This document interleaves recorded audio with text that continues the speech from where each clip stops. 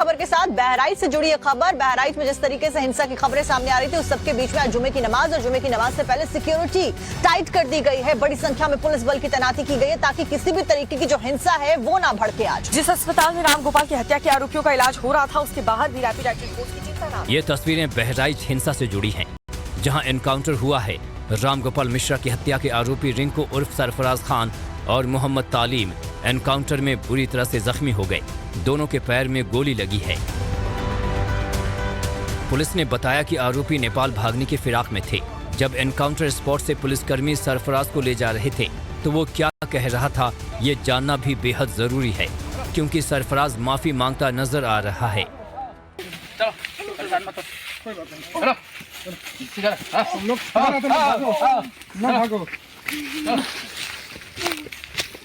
गलत काम कर रहे हो तुम, पुलिस के ऊपर हमला कर रहे हो।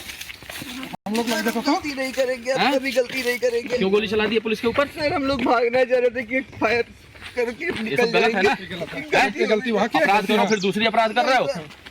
गलती हो गई सर। हम लोग प्यार से लेके आ रहे थे, इतना भरोसा नहीं था तुम लोगों पर कि इस तरह करोगे। सुना आपने, सरफराज और तालीम तो एनकाउंटर में पकड़े गए। उसके अलावा पुलिस ने बहराइच कांड में नामजद 3 और लोगों को पकड़ा है।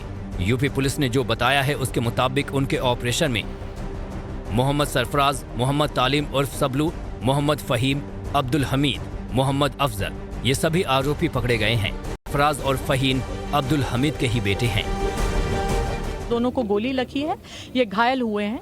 इनको उपचार के लिए पहुंचा दिया गया है और जो अन्य 3 अभियुक्त हैं उनको भी हमने हिरासत में ले लिया गया है। आज 5 को औपचारिक रूप से गिरफ्तार किया गया है। सभी के खिलाफ ठोस कार्रवाई की जाएगी। रासुका की कार्रवाई भी जल्द इनके विरुद्ध अमल में लाई जाएगी और अन्य जो अभियुक्त हैं उनकी तलाश भी जारी। और जब वेपन रिकवरी जो घटना में प्रयुक्त वेपन था, लाइसेंसी वेपन, उसको जब रिकवर करने पुलिस ले जा रही थी अभियुक्तों के साथ, तो वहाँ लोगों ने अभियुक्तों में दूसरों से 2 अभियुक्तों ने भागने का प्रयास किया और उस दौरान उन्हें भागने की बात स्वीकार कर चुके हैं।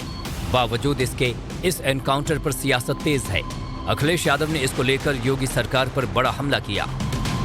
और फिर ये इनकाउंटर, हाफ इनकाउंटर, ये डराने के लिए हैं। आप मुझसे ना नाम बताते ना कुछ बताते, तब भी मैं कह सकता था कि इनकाउंटर किसका किया इन्होंने। अखिलेश के हमले यही नहीं रुके। उन्होंने एनकाउंटर पर तो सवाल उठाया ही, साथ ही कानून व्यवस्था पर भी निशाना साधा। इनकाउंटर करना और नफरत को बढ़ावा देना, ये सरकार को नया तरीका मिल गया काम करने का। ये अपनी सब नाकामी छिपा रहे हैं। यूपी में उपचुनाव हैं। इंडी गठबंधन को मुस्लिम वोट चाहिए, इसलिए कांग्रेस भी अखिलेश यादव के सुर में सुर मिलाती नजर आई। ये पहले से फर्जी इनकाउंटर करा रही है, चाहे वो मंगेश यादव का हो, अजीत प्रताप सिंह का हो, चाहे ये बहराइच, ये केवल और केवल अपने फेलिवर को, अपनी कमियों को छिपाने के लिए किया। इसमें जो पीएम रिपोर्ट आई है रामगोपाल की, उसमें जो है उसके साथ में दलित भी ऐसी चीजें दिख रही है। देखिए, जो भी मैं कहता हूँ, क्या कैसे उखड़े, पूरी सरकार फेल है। सरकार ने कोई इंतजाम नहीं किया और सरकार केवल और केवल दंगा कराना और फर्जी इनकाउंटर कराना। एनकाउंटर को फर्जी बताया जा रहा है, तो वहीं कुछ ऐसे भी नेता हैं जो सिर्फ एक समुदाय का राग अलाप रहे हैं। उन्हें तो योगी के वर्क स्टाइल से ही परेशानी है।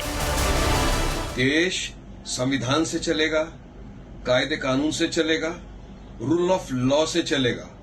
योगी की ठोक डालूंगा वाली पॉलिसी से नहीं चलेगा। ये प्योर असंवैधानिक है, जिसका नतीजा देखिए क्या हुआ। आज उत्तर प्रदेश के अंदर फिर 2 जन का एनकाउंटर, 2 जन के पैर में गोली मार दी। का भी तो होना चाहिए, जिन्होंने दंगाइयों ने भीड़ ने सारी दुकानें जला करके खाक कर दी।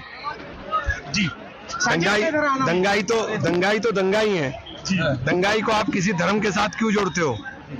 जिन्होंने दुकानें जला करके खाक कर दी, पूरी मार्केट जला दी और घरों में घुस करके औरतों के साथ बदतमीजी की, उनका को तो बीच चौराहा पर खत्म कर देना चाहिए, लेकिन तो बचा हुआ है, यही बहुत है। एनकाउंटर पे आप मौजूद थे, मैं मौजूद था, तो हम कौन होते, आप कौन होते उसके सही गलत मानने वाले?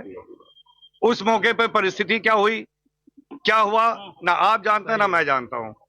ये हमारी कानून व्यवस्था के लोग हैं, वो जानते हैं। पुलिस के ऊपर कोई पुलिस पकड़ने जाएगी, अगर कोई पुलिस के ऊपर गोलियों की बौछार करेगा तो पुलिस जो है उसको जो है माला पहनाएगी या फूलों की वर्षा करेगी।